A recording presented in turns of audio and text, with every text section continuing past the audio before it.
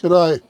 Right from when I started filming my journeys, gee whiz, 15, 20 years ago, we've always talked to the camera and recorded straight into the camera and had the voice pretty much competing with all the noise and racket and everything that's going on around us, road noise, air conditioner noise, rattles and things from inside the vehicle, the whole deal, and it was always a problem.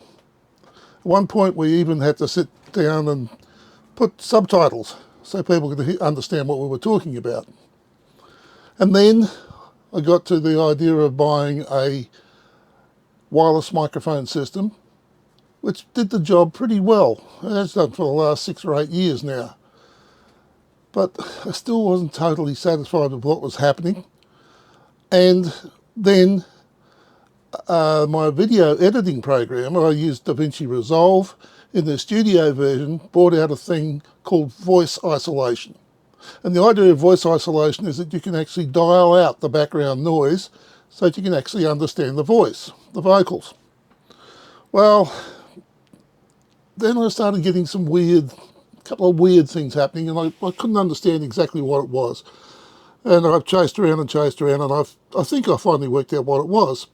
But in the meantime, I saw this new microphone system that's around, and it's where they have these little things, just a little square microphone thing that sticks on your shirt. No wires, nothing. Don't have to worry about a lavalier system or lavalier system, however you pronounce it.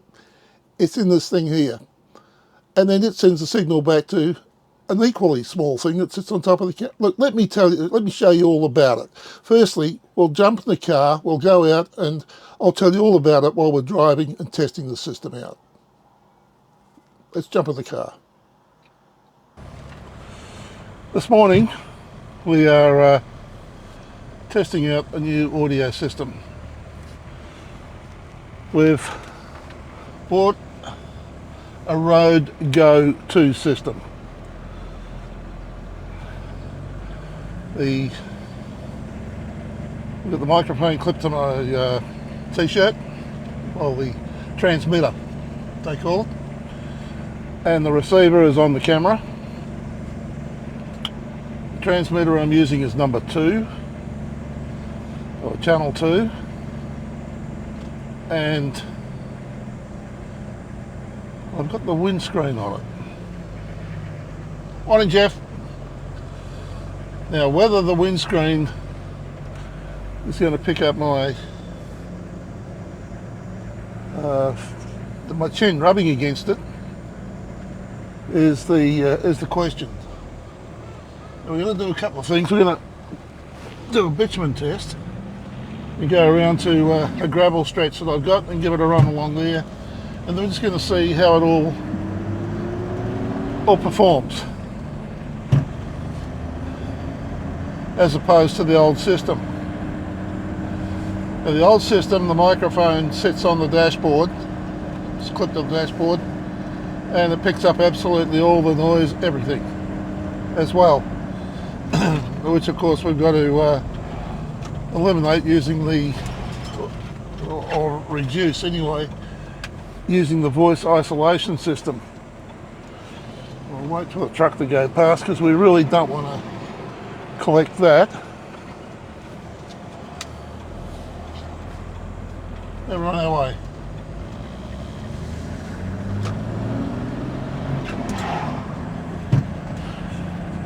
I received it yesterday. It had been in the mail for over a week, and spent yesterday afternoon.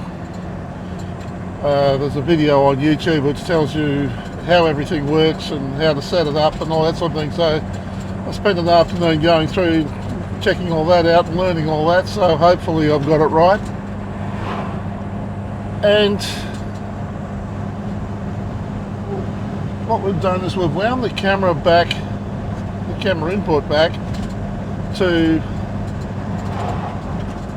almost minimal. It has little notches as levels, and we've taken it back to the second notch.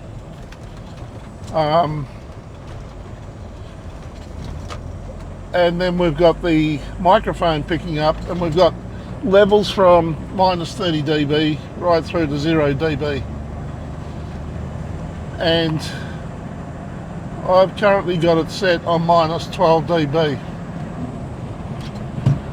And I'm hoping that's going to, that it's not too much. It looks as though it pumps into the yellow, but it doesn't pump up into the red. It pumps up to around about minus 4 or 5 dB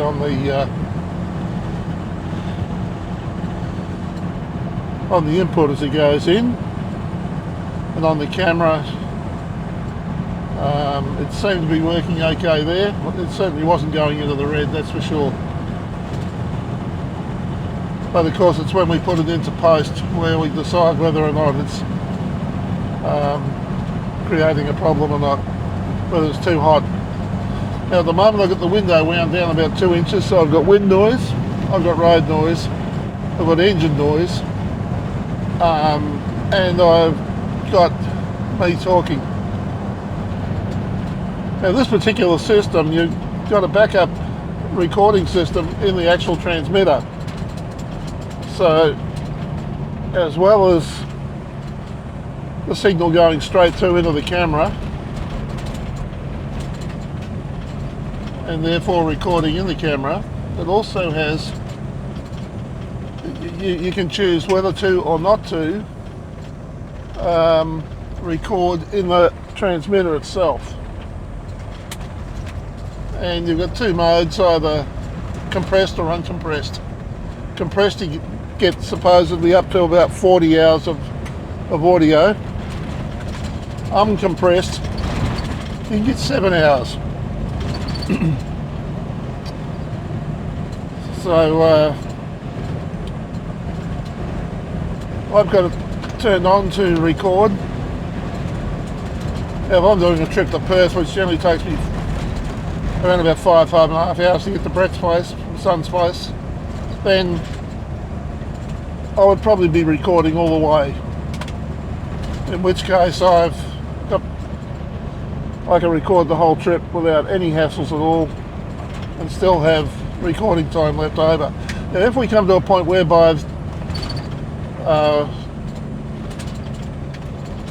the battery is running down on the transmitter, we can always switch to the other transmitter and continue recording that way. So I've got two cracks at it, and while I'm recording one I can be charging the other one up.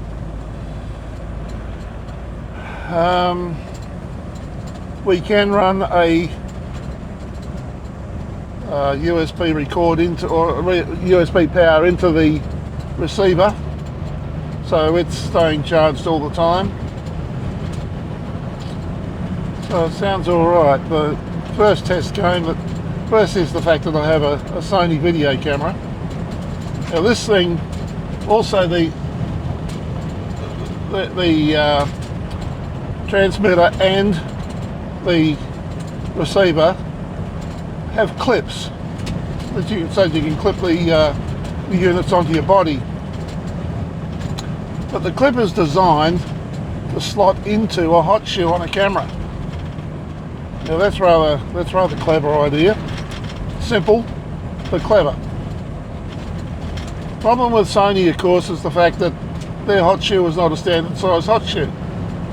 So, as it turned out, I'd already come across this problem with the old camera, and I had bought a couple of adapters. You slide in and it adapts from one size to the other.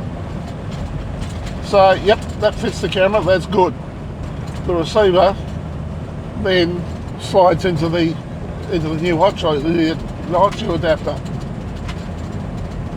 So now comes the situation whereby the camera sits on top of a windscreen mount, and whether or not it would be too tall for the camera so that when it's sitting there it's not tapping on the windscreen. So when I came out this morning and slotted it into the windscreen mount, sure enough, it's very close. But it does the job. It does work. Now the idea of the transmitter having record as well as the camera recording, if for some reason, keep in mind you can generally use these things up to around about, they say, 200 metres apart. But say somewhere in between that period of distance you run into an interference of some sort and it starts chopping up the signal going into the camera, it means you have a clear signal or a clear audio pattern recorded in the transmitter, so that you can replace the audio on the camera with the audio out of the transmitter. So it's quite a clever idea. It's very good, and I imagine it'll get copied very quickly. So what prompted me to buy the system? Firstly, there's no wires. With the old system, I've got the receiver. You've got to mount that on the camera and run the run the receiver into the camera, the same as the current one, and it's big, it's bulky. Well, it's bulky by today's standards. By the standards of when I purchased it, which was 6 or 7 years ago, it was quite portable then. But the receiver, I bought the one with a lavalier mic, or a lavalier mic, depending how you want to pronounce it. So that meant that I've got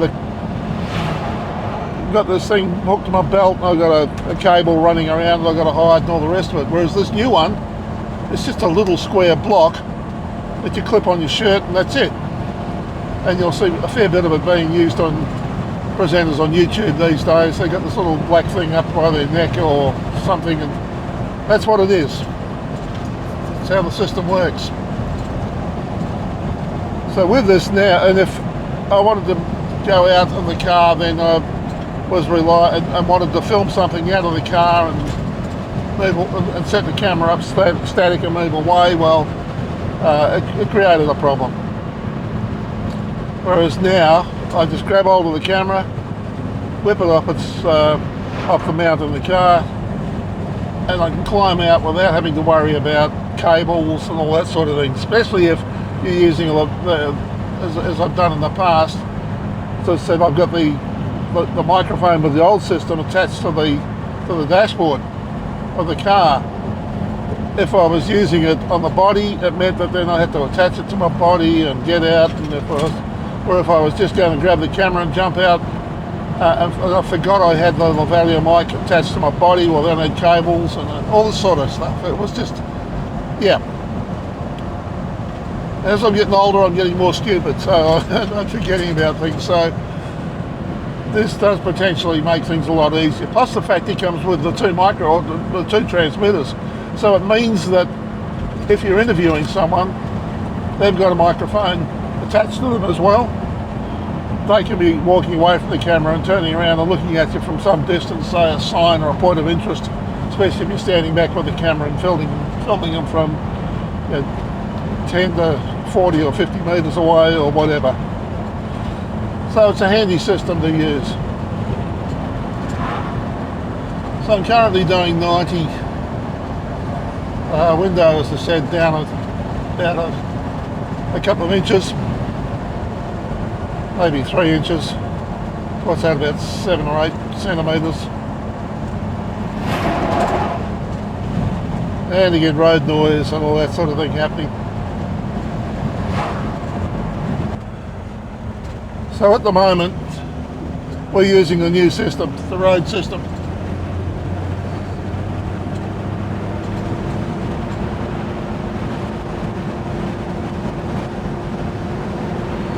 Now we'll disconnect that. And now we're using audio from the Audio Technica system. So that's my old system.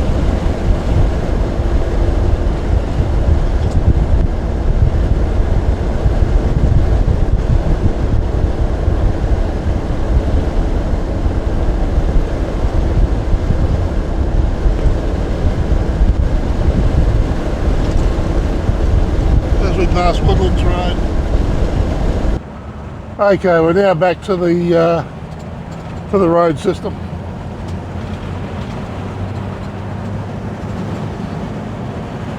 So that gives me a little test, a little check against all three systems.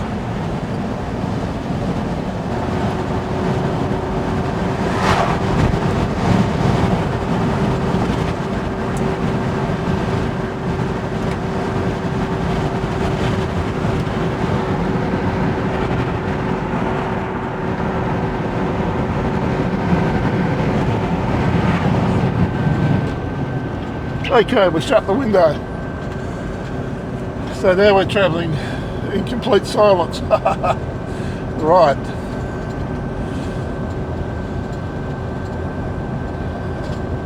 So now we're just dealing with inside car noises. At highway speed, we're doing 95, which is, we're allowed to do 110.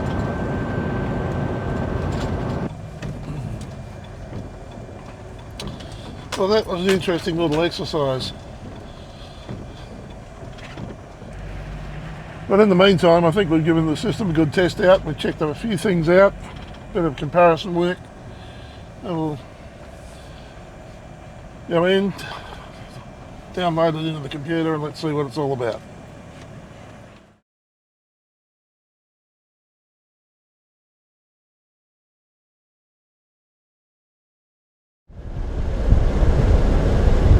Now we're using audio from the Audio Technica system.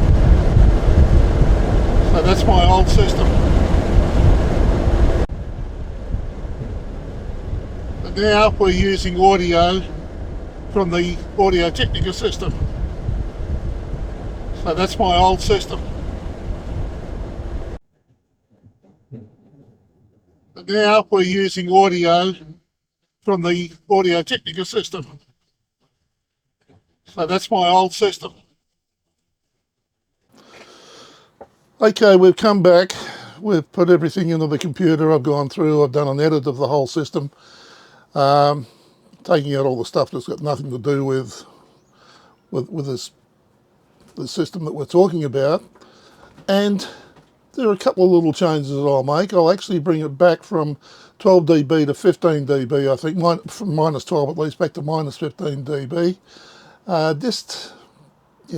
think this is just still going in just a little hot. And other than that, the system works pretty darn well.